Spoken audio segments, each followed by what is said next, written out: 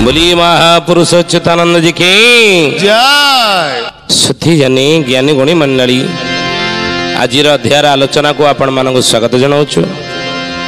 आज मालिका वचन आलोचना आम आलोचना करने जाऊँगी भीष्म मालिका वर्णित क्षेत्र भीष्म कुंडीर महात्म्य विषय कौटी सी अच्छी भीष्म कुंडी आपण मैंने जानी कथा जे पितामह भीष्म आजन्म ब्रह्मचारी एवं मृत्युशज्या तले पड़ी थे भगवान कृष्ण निकट दुई हाथ जोड़ी कही हे गोविंद सरशज्या पड़ी सूर्यंकर उत्तरायण को अपेक्षा करी किंतु वर्तमान सूर्यंकर उत्तरायण है सूर्य उत्तरायण गति कले मकर संक्रांति ठारू देह मु छाड़ी इच्छा मृत्यु वरण करी किंतु गोटे दुख रहीगला जे मते पिंडदान करने तर्पण करने मो वंशर कई रही मोर कई संतान रही भगवान कही हे पितामह तुमर कई संतान न था तुम आजन्म ब्रह्मचारी हेले कौन हम तुमर जी पर्यटन संसार प्राणी माने संसार लोक माने निज पितृपुरुष उद्देश्य जिते पिंडदान करेंगे जिते तर्पण करेंगे जे पर्यंत भीष्म तर्पण करना से पर्यंत तांकर पितृपुरुष माने इतर प्राणी माने तर्पण ग्रहण करेंगे ना। ये कथा आम अल्प बहुत पुराण जाचे महाभारत किंतु हे सुधीजने भीष्म कुंडी ई भीष्म नुह क्यों भीष्म कुंडी विषय महापुरुष अच्युत आलोचना कर आज आम आलोचना करने जाऊे ना आपण मैंने जानी रुक्मिणींकर जी होचंदी पिता भीष्मक एवं तांकर से भीष्म कुंडी नाम अनुसार से स्थान नाम होती भीष्म कुंडी कौटी अच्छी एवं सेठा विषय महापुरुष अच्युतानंद मालिकार कौन लिखि दी जाइछनी से विषय में आलोचना करिबा बुझिले एवं आलोचना शेष जने भक्तर ना कहिबा से किए से भक्त कौन तार ना कौटी तार जन्म होइथिबो एवं से रुक्मिणीकर भाईर नाम थिला कौन ना रुक्मण अच्युत महापुरुष लिखिले मालिकारे बोले बाबू रे भीष्म कुंडी जल हीरा प्राय होई बट जाए जीव भेदी अतीब गोपत निगम ए भूई तीन दिने सिद्धि तीन दिने स्थिति है सुजाने तीन दिने स्थिति तीन दिने स्थिति है सुजाने तीन दिने स्थिति। ज्ञानी गुणी मंडली सुधी जानी अच्युत महापुरुष लिखिले कुंडी कल्प आप पढ़ी थे जब जानवे शिवकल्प नवखंड निर्घंट महापुरुष लिखिं कौन कहले बोले समय आसीब हे रामचंद्र से भीष्म कुंडी रही तार जल क्षीर प्राय होई बट जाए जीव बही से भीष्म कुंडीर जल क्षीर भलिया क्षीर वर्ण धारण करी धला वर्ण जलर रंग हे सुधी जाने क्षीरर वर्ण मध्य अलग ना तेणु से भीष्म कुंडीर जलटी क्षीर वर्ण धारण करी बट पर्यंत महापुरुष कहले बही जीव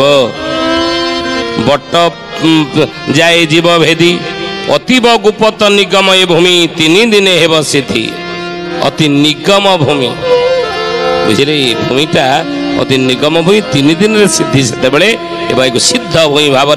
सारा संसार लोक जाने कौटी रही ये भीष्म कुंडीटा रही कौटी ज्ञानी गुणी मंडली कटक जा सालेपुर कटक केन्द्रापड़ा बाटर गला बेले सालेपुर भाइया सालेपुर बाँ हाथी आपड़ जी कुंडी नगरा को कहते ये क्षेत्र कहते कुंडी नगर बुझे कहीं यार आकृति कुंड बड़ी या कुंडी नगर बोली पंचसखा माने मालिकार लिखिं तो महापुरुष कहले कहले बाबू रे से भीष्म कुंडी जो रही आउ कौन तार महात्मा से रही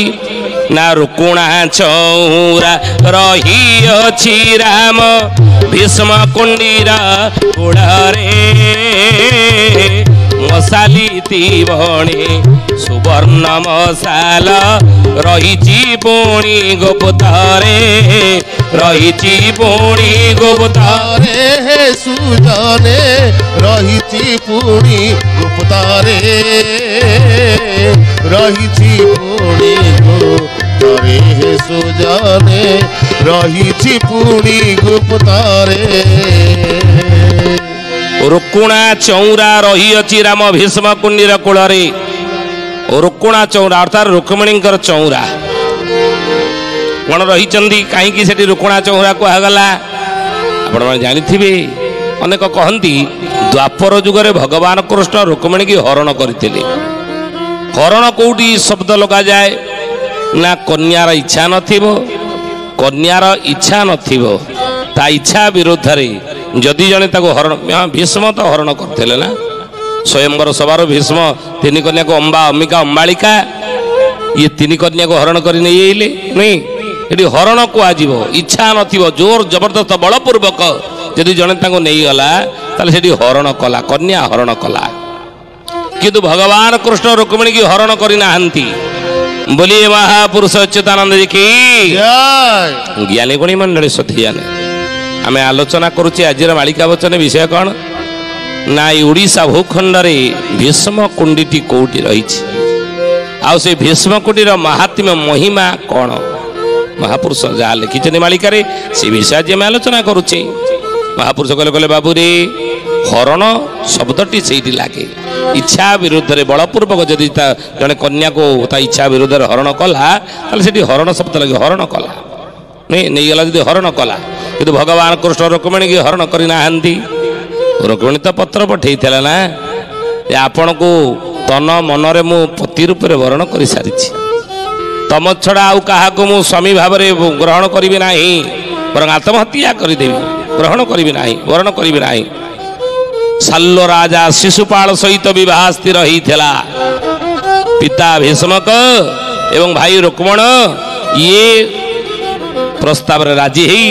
ସାଲ୍ଲ ରାଜା ଶିଶୁପାଳ ଆସିକି ବର ବେଶରେ ବସିଛି କିନ୍ତୁ ହେ ଜ୍ଞାନୀ ଗୁଣୀ ମଣ୍ଡଳୀ ରୁକ୍ମଣୀ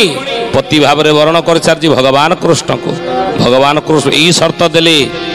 ସେବକ ହାତରେ ଏବଂ ଯିଏ ଆସିଥିଲେ କିଏ ଦୂତ ହେଇକିରି ତାକୁ ଖବର ଦେଲେ କହିଲେ ଦେଖ ମୁଁ ରଥ ନେଇକି ଯିବି ମୁଁ ପାଟି ଫିଟେଇବି ନାହିଁ ମୁଁ କିଛି କହିବି ନାହିଁ ନିର୍ଦ୍ଦେଶ କିଛି ଦେବି ନାହିଁ ରଥ ରଖିବି ସେଠି ଯଦି କନ୍ୟା ଆସିକି ମୋ ରଥ ଉପରେ ଆପଣ ଛାଇ ବସିଲା ତାହେଲେ ମୁଁ ପତ୍ନୀ ଭାବରେ ଗ୍ରହଣ କରିବି ସେଇଆ ହିଁ ହେଲା ସେଠି ରୁକ୍ମଣ ଚଉରା ଅଛି ଯିଏକି ରୁକୁଣା ଚଉରା ରହିଅଛି ରାମ ଆହୁରି ମଧ୍ୟ ରହିଛନ୍ତି କ'ଣ ନା ପଶ୍ଚିମ କୋମୁଖ ଭଗବତୀ ଜୟୀ ମୌନରେ ଥିବ ରହି ଚୌକି ବଟରେ ରାହସ ହୋଇବ ଦର୍ଶନ କରିବ ସେହି ଦର୍ଶନ କରିବ ସେହି ହେ ସୁଜନେ ଦର୍ଶନ କରିବ ସେହି ଦର୍ଶନ କରିବ ସେହି ହେ ସୁଜନେ